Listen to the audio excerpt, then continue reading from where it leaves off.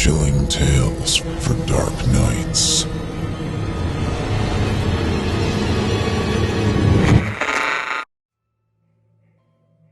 The Demon Within. Author Anonymous. Narrated by Jesse Cornett.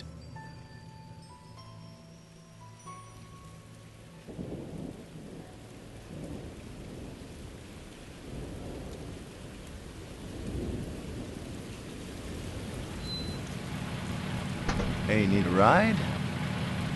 Yeah. Come on, hop in.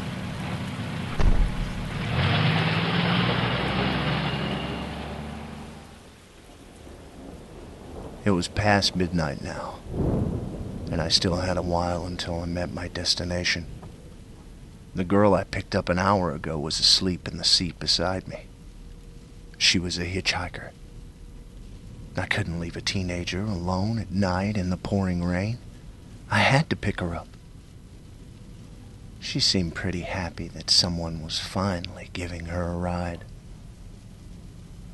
I didn't know her real name, only that her friends called her Jo. She looked so calm, so peaceful. Her brown hair obscured half her gorgeous face. Her lips flexed in a barely noticeable smile. She must be having a nice dream. Tried to remember the last dream I had, but I had no luck. And then I felt it. A feeling I hadn't felt in a long time.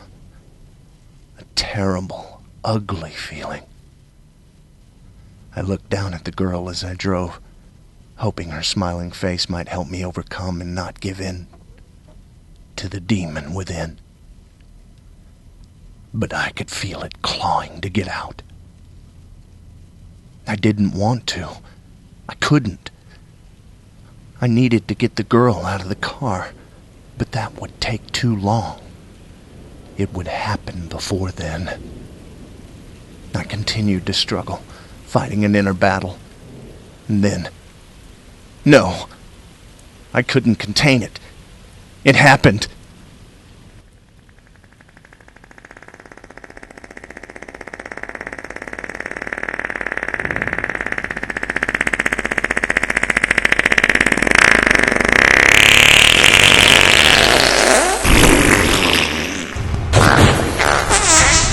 I let out the most monstrous fart I had ever released.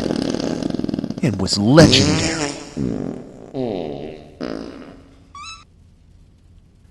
It was the kind of thing kids would tell stories about to scare younger kids. I reluctantly looked to see if the beast that escaped my body had woken the girl. It hadn't. But the smile had faded. And she looked to be having a nightmare now.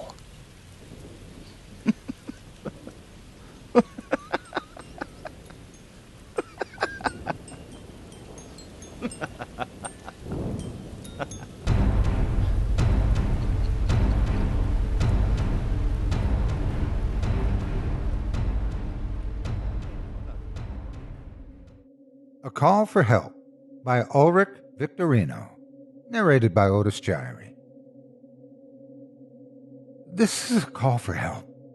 I don't know how much longer I have. My iPad, my last connection to the outside world, is down to 10%. I have just a few minutes left to send out this desperate message. You see, I'm stuck here, and saying that, I guess I'd better fill you in on how exactly I found myself in this situation. It was an ordinary day. I woke up, got ready for the day, ate breakfast, went to school, did my homework, the normal routine. As usual, I finished the day with a trip to the bathroom. Now, before we go any further, I have to say that my bathroom is different from others, for reasons I don't understand. The previous owner had a stall constructed around his toilet, just like the ones you find in public restrooms. Perhaps he didn't want to see his face in the mirror the toilet faced. I have no idea. It didn't really matter, though. I've gotten used to closing and locking the stall every time I use the toilet.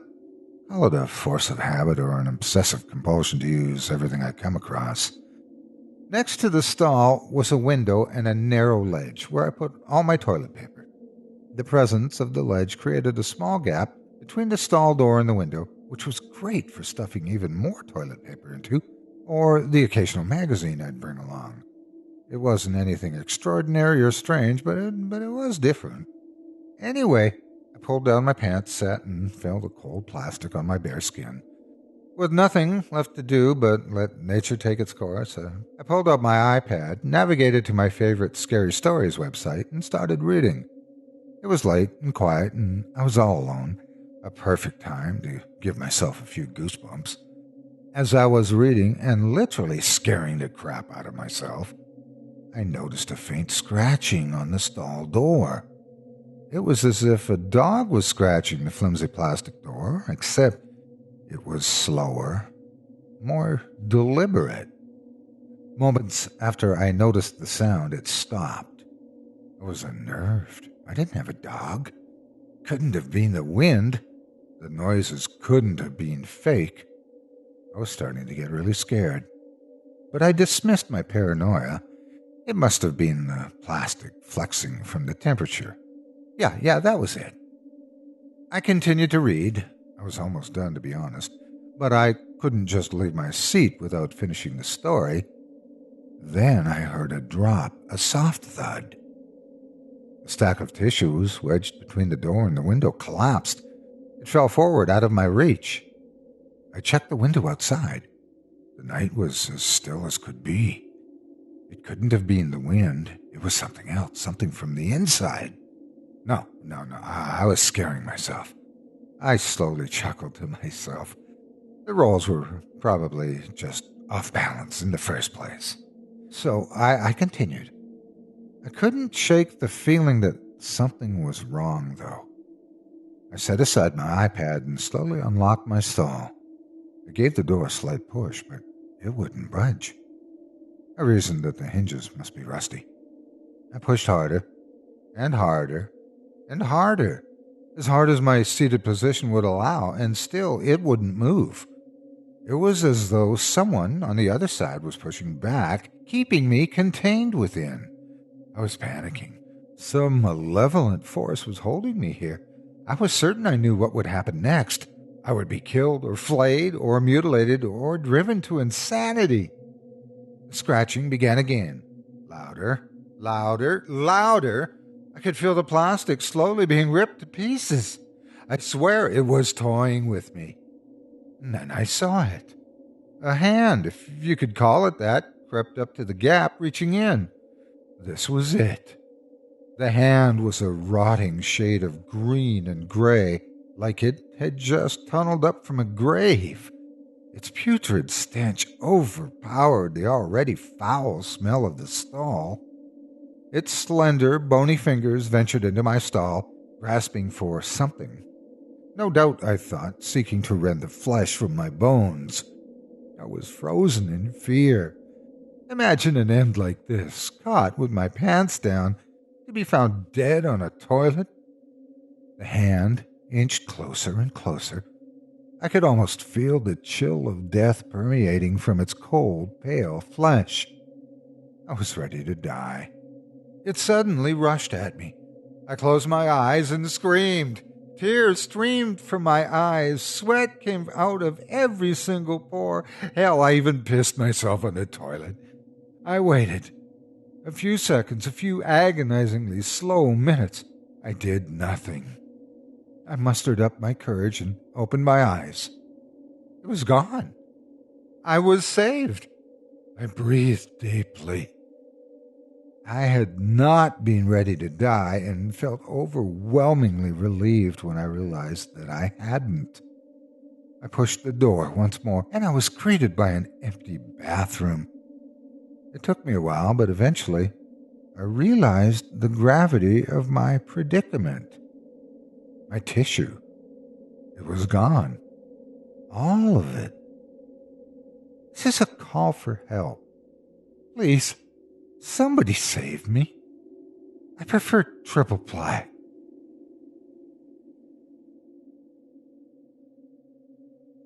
Something horrific and unexplainable is happening to me. Every morning when I wake up, I enter the bathroom to empty my bladder and void my bowels. I'm a man of routine when it comes to my bodily function, no Metamucil necessary. So the events of the last week have left me particularly dumbfounded. To be clear, I live alone. No one has access to my home day or night except for me. 1 week ago, I awoke and entered the bathroom to do my business, only to find a massive collection of in the toilet. I was taken aback, to say the least. As mentioned, I live alone and have a rock-solid routine when it comes to my movements, so I freaked out a bit. This could not have been me, right? Did I randomly get up in the middle of the night and unload this abomination in my sleep? Further investigation revealed no sign of toilet paper usage. Further investigation proved that my area was squeaky clean, so I was unquestionably innocent. I proceeded to search my house, and did not find a trace of anyone. There was no sign whatsoever of a break-in. Despite evidence to the contrary, I ultimately allowed myself to believe that I somehow sleep-pooped. Still, within the pit of my soul, I knew something was amiss. The next day, I cautiously entered the bathroom, expecting the worst. Unfortunately, my fear was justified. The stench hit me in the face like a frying pan. As I slowly approached the toilet, I placed my hands over my mouth in horror. This one was a doozy. It was as if Paul Bunyan came to life, broke into my home, plopped his ample ass cheeks down on the toilet, and pushed out a turd big enough to choke a hippopotamus. It was so massive that the water in the bowl was a distant memory. It had been completely absorbed by the monstrosity. I vomited and cried a little. I considered notifying the police, but in my emotional state I knew that I would seem like a lunatic when describing the situation. I decided against it and instead called a plumber to check the septic system, surmising that there may be a technical issue that was causing the toilet to back up. The guy arrived later in the day and gave everything a look. He stated that all of the necessary equipment appeared to be functioning properly. That was that. I was hoping that he would find something out of place that could have explained the mystery, but I was disappointed. I could barely sleep that night. The following morning was tense. I had to mentally prepare to get out of bed. I knew that something foul and unholy awaited me. The smell was even worse than the previous day. It was the kind of stink that could knock a fruit fly unconscious. I was on high alert as I turned the corner into the bathroom. I slowly peered in and saw smoke rising from the toilet. As it came into view, I whimpered and fell to my knees. It was the most disrespectful yet. It was a true colossus, a glistening dump of mammoth proportions. I felt feeble and humiliated in its presence. I dry-heaved several times and briefly considered gouging my eyes out, so I would never have to face such evil again. I managed to compose myself and came up with an idea. I would have a DNA test done on the Through amazing medical technology, I could potentially find out the identity of the phantom shitter. I took a sample of one of the turds to test it at my local hospital, but when I arrived at the lab and opened the plastic container that I had placed it in, the turd had disappeared and had been replaced with a ham sandwich. I was perplexed. The lab technician suggested that I see a psychiatrist, but I relented and apologized for wasting their time. I was hungry, so I ate the ham sandwich. It tasted like My head was spinning. I was on the verge of a nervous breakdown. I visited a nearby church to seek guidance. I found a clergyman and told him about my situation. He sold me a dime bag of crystal meth and sent me on my way. I smoked the entire bag that night. When I awoke the next morning, I discovered that I had stolen the Ronald McDonald statue that usually sat outside my local McDonald's. It was sitting on my couch like a king on a throne. In my cloudy state, I viewed it as an omen of good fortune.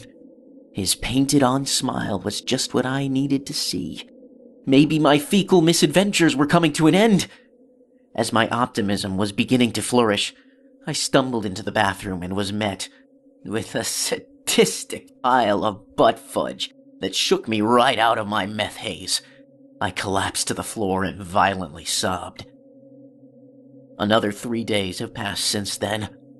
I bought a cheap security camera and placed it in front of the toilet, hoping to catch someone in the act, but it has yet to capture anything out of the ordinary. Still, every morning is the same. I prepare myself for psychological warfare, but my knees always buckle when the enemy reveals itself. The shits are becoming more and more forceful. I swear the shit that came this morning looked like it had muscles. To top things off, my home now smells like an outhouse that has been repeatedly abused by a never-ending convoy of beefy gentlemen on Taco Tuesday. In simpler terms, it stinks. I keep praying to the Ronald McDonald statue to take away my pain, but I fear my faith may be misplaced. I'm not sure how much longer I can go on. My sanity is slipping. I am no longer safe and secure in my own home. I have to figure out how to stop this stinking nightmare before it permanently stains my soul. The source of the remains a mystery. Is it a vengeful ghost who died before he or she could take one last crap? Is there a toilet monster who is tired of swallowing turds and is intentionally regurgitating them back into the bowl? Is God announcing his grand presence in the form of poop? I am at a loss. Hopefully the truth will reveal itself soon. Until then, I will continue to live in paralyzing fear of the next great to come. The Day of All the Blood by Jonathan Wojcik. Narrated by Otis Jiry. Audio production and original music by Jeff Clement. This is the story of a day where there was all this blood. A man was walking around, and blood started coming out of him everywhere. There was so much blood that it filled up an elevator. He went to the store, and there was just blood all over the place. People were slipping in it, and they were all grossed out. He tried to go swimming, and all the sharks went nuts and bitten everybody.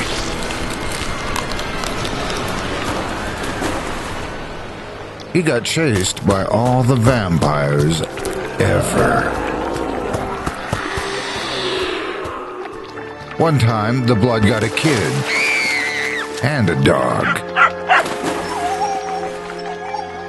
At the end of the day, everyone decided they would send him to space so that he would stop getting blood everywhere. 3, 2, 1.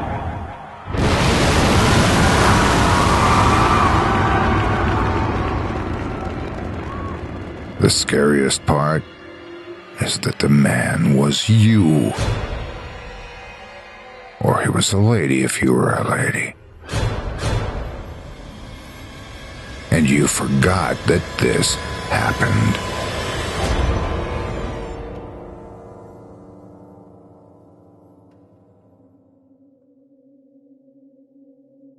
The Insomnia Conspiracy by Matt Dymerski. Yesterday, I had a rare return of energy and positivity. Today, I woke up miserable with all the signs of an oncoming cold. Something about the timing of it had me more agitated than usual. In fact, I was downright angry. My schedule for the last week had been crazy, but somehow I felt more and more alive by the end of it. Yesterday, I wrote down a massive to-do list. I had the energy and attitude to get my life in order, to hit the gym, to eat healthy, and to be more ambitious at work. The sudden surge in motivation had been a long time coming, but it was gone in an instant when I woke up with a sore throat. I sat at the kitchen table glaring out the window as I waited for my coffee to brew. God damn it! I was beginning to feel like this happened every time. Whenever I finally woke up and beat my bad habits, something would happen to kick me right back in. This time it was a sudden oncoming cold. Last time it had been a sudden inability to sleep. Before that, it had been a sudden case of food poisoning. Stewing over it made me so angry that I began to entertain stranger and stranger ideas. What if life was out to get me? What if reality itself was tuned to keep me down? If that were true, then what had I done during the last week to get the motivation surge from yesterday? As I began going over it in my head, I realized that the busy week had made it impossible for me to do many of the things I normally did. For 2 or 3 of the days, I'd hardly eaten, and I'd had way less caffeine overall. Feeling weird, I got up and turned off my coffee maker. Maybe I'd try going without the black stuff for a bit. I went about my morning routine after that. When I returned to the kitchen, the coffee maker was back on. My roommate was there, bleary-eyed and zombie-like, standing over the machine. He mumbled, "Want some?" I should have seen the signs then. At the time, I thought nothing of it. Maybe it'd been a silly idea to try and kick my caffeine habit on a Monday with no warning. I took a traveler's mug with me in the car on the way to work, but a feeling I could not quite articulate hit me every time I tried to take a sip on the commute. I would lift up the mug, smell the coffee within, feel a surge of wakefulness and need, and then put the mug back down without drinking any. It was too much. I needed it, and I didn't want to need it. I just got angry at myself for how desperate I was to drink it. Sitting at my desk that morning, I began to feel the weight of my decision behind my eyes and on my brain. The world felt heavier. My awareness was a boulder tipped on the edge of the cliff of sleep, and I was exhausting myself just keeping it from falling over. A coworker came by. "Hey, bud, got a case of the Mondays. Here, you need this more than I do." He put a mug of coffee on my table. I stared at him until he went away. Then I went to the office kitchen and dumped the coffee out. I wasn't trying to be rude. I just didn't want to have to sit there smelling it and having it weigh on my resistance minute after minute. In the kitchen was a huge tray of bagels, donuts, and random leftover cake from an event that weekend. I approached with a grin until my fingers were just above that last blueberry bagel. It was the last one. It was more valuable. I was tired, so for some reason I needed this. A free, unexpected blueberry bagel would make up for the pain of caffeine deprivation. But why? Why do I need this? Sullen resentment joined the burning star of anger under my ribs. Was I really going to just switch from caffeine to sugar for my indulgence this Monday morning? For that matter, why did I hate so much that it was Monday morning? It almost felt like an excuse just to indulge. I sat staring at my computer blankly. I wanted to browse Reddit instead of work, but before I did, it occurred to me that that was just another indulgence. Begrudgingly, I actually started doing my job for the day. But I did jump up, reaching lunchtime. It was time to eat. That would help me feel better. I drove to the nearest drive-thru and studied the menu for nearly 2 minutes before I realized that everything on it would just make me more tired. It was all heavy. Hamburgers, fries, chicken sandwiches. I ate this every day of the week and just felt gross and sick the rest of my workday. I tried another chain, but the offerings were the same. This one had a salad option, but it would come with a ton of dressing and processed stuff. I don't know if I could resist using the dressing. I even wasted precious lunchtime going to a grocery store, but I wandered around its aisles in confused horror as I realized that there was literally nothing available that was easily edible but would also not make me tired. As a last resort, I realized I could use the office kitchen to cook something. Nobody had ever done it as far as I knew, because it was awkwardly public and would fill the area with food smells, but I had no other choice. I started looking for extremely basic ingredients. The first box I picked up was expired. So was the second. I didn't want to bother any of the employees, so I just took the freshest expired box and went up front to check out. I chose the self-checkout aisle and scanned my choice. The computer didn't react. "Not working?" an employee asked. She took the box from me and scanned it a few times. I guess it's not reading it. So how do I buy it? I asked her. "I guess you can't. Sorry." Frustrated and out of time, I left the box with her and began to walk out.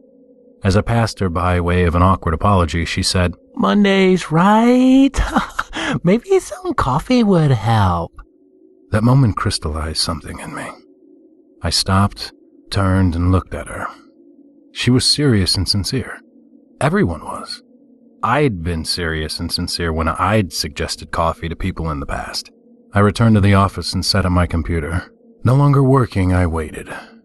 Whoa, you look sick, my boss said when she came by.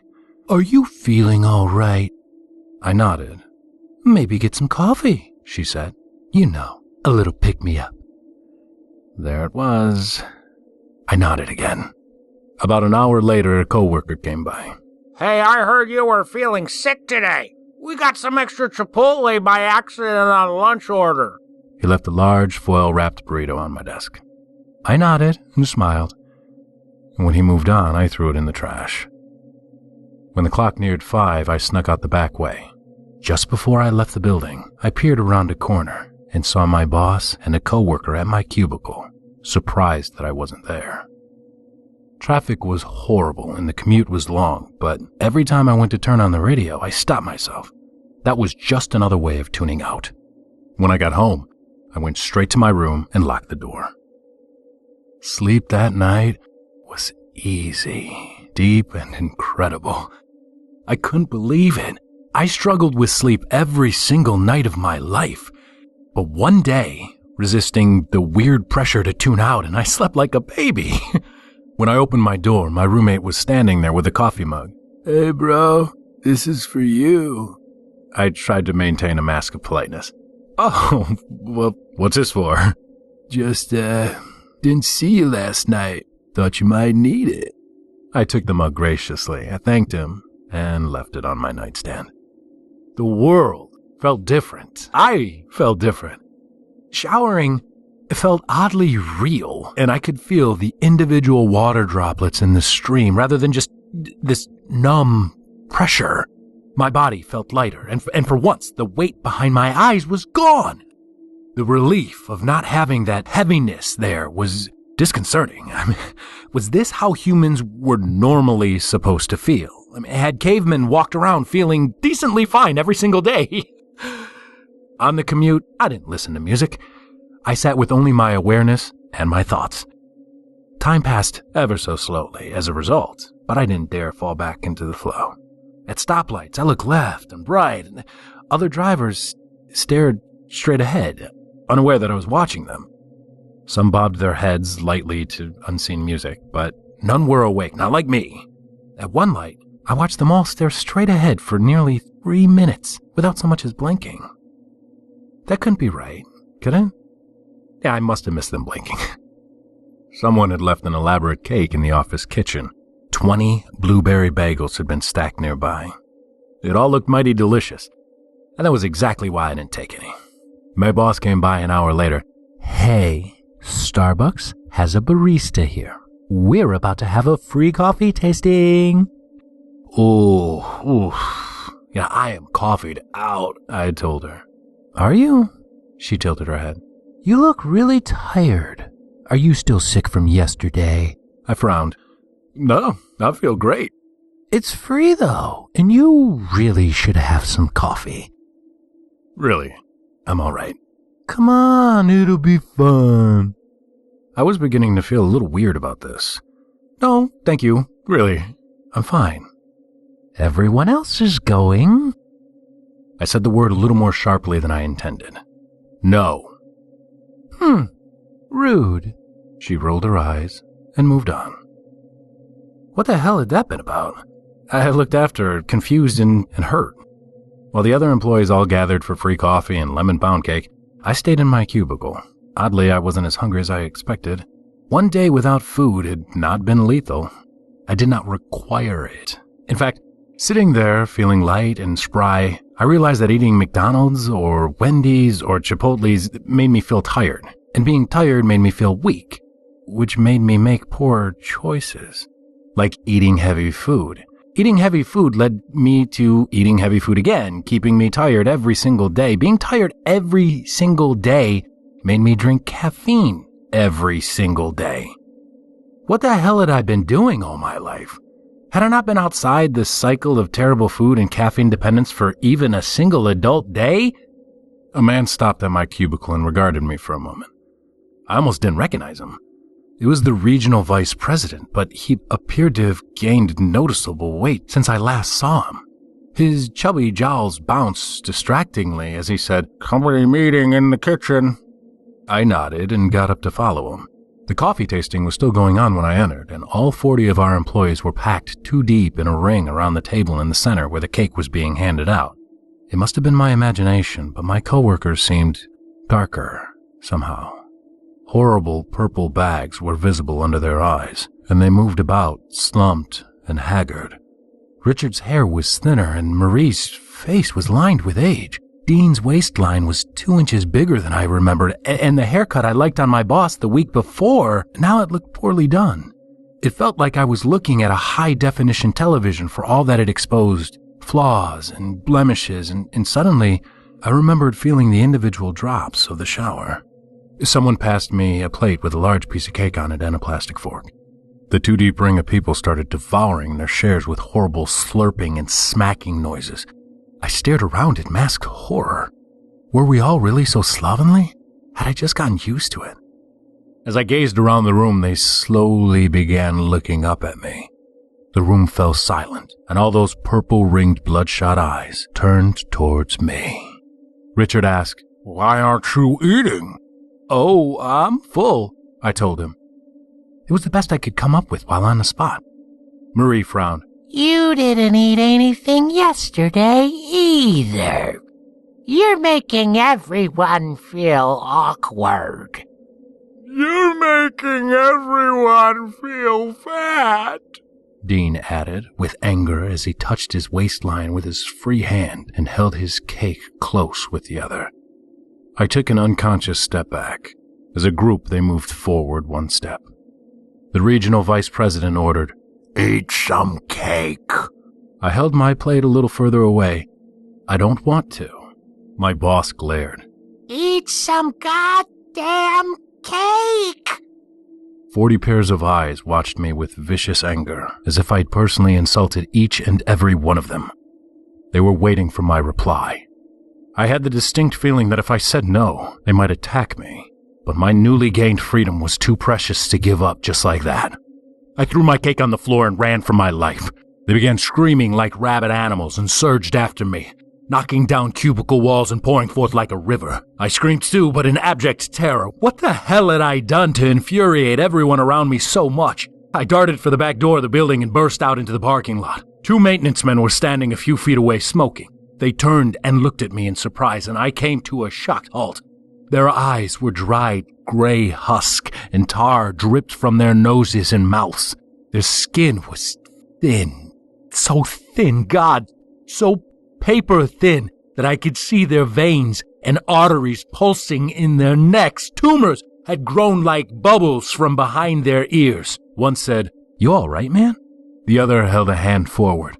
"You look like you could use a cigarette." I'm losing my mind! I screamed at them and at myself.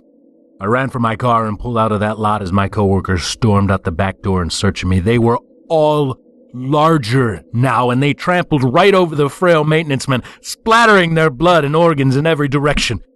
I looked down from my rearview mirror aghast, but I was not safe on the road. How the cars swerved this way and that at random. Within, I could see blind men and women with stumps for hands trying to drive without fingers. No, not stumps. Their cell phones had sunk into their skin and festered, not blind. Their heads were simply held down at an angle by veins that had grown out of their infested hands. I screamed at them to get away from me, but they couldn't hear me. I sped on trying to get away from them, but they were everywhere. A cop car turned on its lights and turned onto the road behind me. That finally broke through my terror, and I pulled over to the side of the road. The police, the police would help. Yes, I could tell them what was happening and I could get help. He looked normal as he walked up to my car. Yes, my delusion was passing. License and registration, please. I got out my wallet, but he reached in through my open window and took it out of my hands. He began rifling through. He took my cash and threw the wallet back in past me. I tried to protest. "Hey, what are you—" He shouted, "Stop resisting!" The next thing I saw was a nightstick arcing towards my face. Darkness found me. Darkness and pain. I awoke in the hospital. That weird feeling of high-definition sight and texture was gone. I sat for a time just recovering my senses and feeling out the pain in my head. Apparently, I was not too horribly wounded, and I hadn't lost any teeth. What had I done? God, I must have had an episode. A fit. Oh, my coworkers probably thought I was nuts. Yeah, I was bored, and there was a television in the upper corner of my room, but I resisted turning it on to pass the time. Which seemed like an eternity later, only 5 minutes or so in reality. A doctor came in. I was relieved to see that he looked normal. His hair was nicely kept, he was fit, and he bore an expression of empathy. "Hey there, how are you doing?" My mouth was dry, but I coughed a little and then said, "What happened?" "Seems like you tried to go cold turkey off caffeine and sugar," he told me compassionately. "And you didn't eat for a few days at the same time. Bad recipe. Apparently you really flipped out there for a minute." Oh, God. It was true. I had some sort of a nervous breakdown. I must have freaked everyone out. Your coworkers, they're actually all here, I believe, out in the waiting room. They're all very worried about you. I couldn't believe it. Really? Yeah. You didn't hurt anybody, if that's what you're worried about. You just panicked and ran for your life all of a sudden. That was a relief. I looked at the tubes running down to my arm. Saline solution and electrolytes. Just a neurochemical imbalance from too much dietary stress all at once. I nodded. Man, I saw the craziest things. His compassionate expression fell to neutral concern. What? What is it? He shook his head. We, haven't given you any caffeine yet, but you probably should get some sometime soon. And you probably shouldn't mention anything that you saw. My relief turned to worry. Why? He glanced down at the floor, then pressed his lips together unhappily, turned and left the room. A nurse came in a few minutes later and helped me up. I was shaky, so she gave me a wheelchair and rolled me out toward the waiting room. As I approached, I saw all of my coworkers standing there with concern. They really all had come out to see me. But as I got closer, I wondered, why? Surely they hadn't stopped the entire company for the entire day just to sit and wait for my recovery at the hospital. Once I got close enough, I began to understand. Dean was there, and his waistline was a foot wider than in my delusion. Marie was a decrepit old woman with rotting teeth. Richard was almost completely bald, with a few scraggly stray hairs angled randomly from the corners of his scalp. Here we all were, and I was not hallucinating. Each and every one of us was a horrifying, unhealthy mess. And, oh my God, what did that mean for me? What did I look like? I began to look down at my hands, but creeping horror shook me forcefully as I began to take in the rotting bits of flesh on my arms. We brought you a coffee and a blueberry bagel, my boss said, leaning forward to hand them to me. Her teeth were uneven, and she had a double chin I'd never noticed before. My coworkers waited with bated breath. Their expressions cried, "Please, please, please," though they said nothing out loud. I took the coffee in one hand and the bagel in the other before I looked up at the nurse behind my wheelchair. Haunted in a permanent and traumatized sort of way, she nodded absently down at me. With relief, I wolfed down that bagel in 10 bites and guzzled half the coffee. I closed my eyes and took a deep breath. When I opened them, everything was back to normal. Dean looked great. Marie was beautiful. Richard had a full head of hair, and I was one of the gang all over again. I smiled. "I'm glad you're all here. I can't believe it." They rushed forward with relief and excitement to hug me and wish me well and tell me how worried they'd been about me. A slick, cool man emerged from the crowd. It was the regional vice president, looking good, just like I remembered. "We're all a family in this business. How about a night out at karaoke? On the company." Everyone cheered and ribbed each other, and they swept me up to my feet again. It was such a relief to leave my delusion and terror behind. Reality is a tenuous thing, I knew that. It had to be carefully defended and cultivated. Even something simple like a dietary imbalance can cause you to become paranoid and see horrible things. I turned back to the nurse to give thanks and say goodbye. She looked despondent, like she could use a pick-me-up.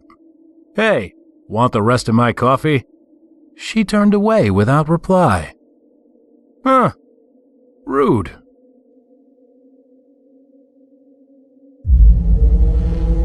Chilling tales for dark nights.